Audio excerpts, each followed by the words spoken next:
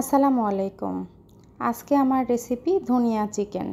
তো চলুন দেখে নিই কী করে আজকে আমি এই টেস্টি ধনিয়া চিকেনটা রান্না করেছি। আমি এখানে কিন্তু আজকে জিরা ব্যবহার করব না এই রেসিপিতে, শুধু ধনিয়া ব্যবহার করে রান্নাটা সেরে নেব। একটি পেস্ট তৈরি করে নেব, এজন্য ব্লেন্ডারের পাত্রে আমি 4-5টা কাঁচামরিচ দিয়ে দিয়েছি আর দিয়ে দিয়েছি কিছুটা ধনিয়া পাতা। এটা আমি সামান্য 2-1 পিস আইস দিয়ে পেস্ট করে নেব, যাতে করে ব্লেন্ডারের গরমে ধনিয়া পাতার কালারটা নষ্ট না হয়ে যায়। এই জন্য আমি আইসটা ব্যবহার করেছি। তো এই পেস্টটা রেডি করে আমি পাশে রেখে দিচ্ছি। আর চুলায় প্যান বসিয়েছি, চিকেন দিয়েছি একটা, ছোটো ছোটো রেগুলার যে পিস হয় চিকেনের সেরকম করে কেটে নিয়েছি। সামান্য একটু কি দিয়েছি যে আপনার কালো গোলমরিচের গুঁড়া, এটা দিয়ে চিকেনটা একটু ভাজা ভাজা করে নিলে চিকেনের টেস্ট ভালো আসে।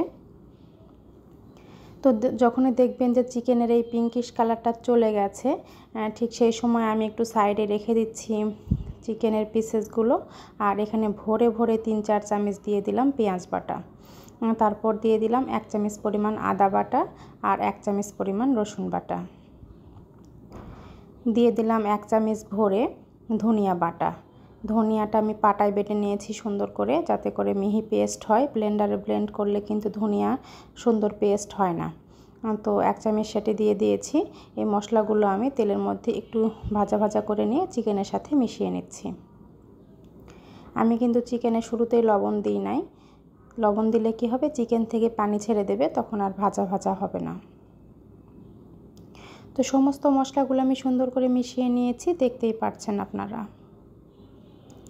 এখন আমি যখন চিকেনটা ভাজা হয়ে গেছে ঠিক সেই সময় লবণ অ্যাড করে দিয়েছি স্বাদ মতো। আমার স্পেশাল মাংসের মশলা দিয়ে দিয়েছি 1 চামচ, আর 1 চামচ দিয়ে দিলাম ধনিয়া গুঁড়া। এটা কেনা যেই প্যাকগুলো পাওয়া যায় ধনিয়ার, রাঁধুনির, সেখান থেকে আমি 1 চামচ দিয়েছি। আবারও সুন্দর করে মশলাগুলো মিশাইতে থাকছি, যাতে করে চিকেনের মধ্যে সুন্দরভাবে প্রবেশ করে মশলাগুলো। এখন আমি খুন্তি দিয়ে সুন্দর করে অনবরত নাড়তে থাকছি, যাতে করে তলায় ধরে না যায়। দিয়ে দিলাম সামান্য একটু হলুদ গুঁড়া, এটি অপশনাল। অনেকে ধনিয়া চিকেনে হলুদ ব্যবহার করে না, তবে আমি একটু সামান্য দিয়ে দিলাম, সামান্য একটু হলুদ গুঁড়া এবং লাল মরিচের গুঁড়া। এতে করে কালারটা একটু চেঞ্জ হবে ধনিয়া চিকেনের, তবে আমার কাছে না দিলে একটু কেমন কেমন লাগে, তো এই জন্য দিয়ে দিয়েছি। দেখতেই পাচ্ছেন কতটা লোভনীয় দেখাচ্ছে এখনই চিকেনগুলো। যখন চিকেনটা ভাজা হয়ে গেছে ঠিক সেই সময় ওই যে পেস্ট তৈরি করে রেখেছিলাম আমি ধনিয়া এবং কাঁচামরিচ আইস দিয়ে, সেই পেস্টটা দিয়ে দিলাম। দেখতেই পাচ্ছেন আপনারা, আইস দিয়ে পেস্ট করার কারণে কিন্তু ধনিয়া পাতার যে পেস্ট, এটা কিন্তু কালারটা নষ্ট হয়ে যায়নি। তো ধনিয়া পাতা দিয়ে আমি বেশিক্ষণ আর ভাজবো না, যাতে করে কালার নষ্ট না হয়ে যায় এই জন্য। তো সামান্য একটু ব্যাটারটা ধুয়ে পানি দিয়ে দিলাম কষানোর জন্য। আমি ঢাকা দিয়ে একদম লো আঁচে রেখেছিলাম 5-7 মিনিট। যখন উপরে দেখতে পাচ্ছেন যে আপনারা তেল চলে আসছে, আবারও নাড়াচাড়া করে দিলাম কিছুটা সময়, দিয়ে আমি ফাইনালি পানি দিয়ে দেব সিদ্ধ করার জন্য।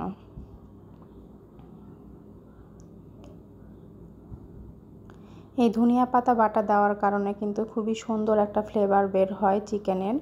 সচরাচর আমরা মাছে ধনিয়া পাতা বেশি খাই, তবে চিকেনে যদি এরকম করে ধনিয়া পাতা বেটে রান্না করা হয়, খেতে কিন্তু একটু অন্যরকম টেস্ট আসে। তো যখন দেখবেন যে এরকম ফুটে গেছে, যেহেতু ধনিয়া চিকেন, এজন্য আমি কিছুটা কাঁচামরিচ আস্ত এবং সামান্য একটু ধনিয়া পাতা কুচি করে রেখেছিলাম আমি, সেটি দিয়ে দিলাম। আর এরকম রসা রসা করেই আমি সার্ভ করে নিয়েছি। একদম বেশি যে ঝোল কিংবা একদম কষা কষা সেটা কিন্তু না, যাতে করে মানে ঝোলটা দিয়ে একটু ভাত খাওয়া যায়, এজন্য। তো ফাইনালি আপনাদের ভালো লাগলে ট্রাই করবেন।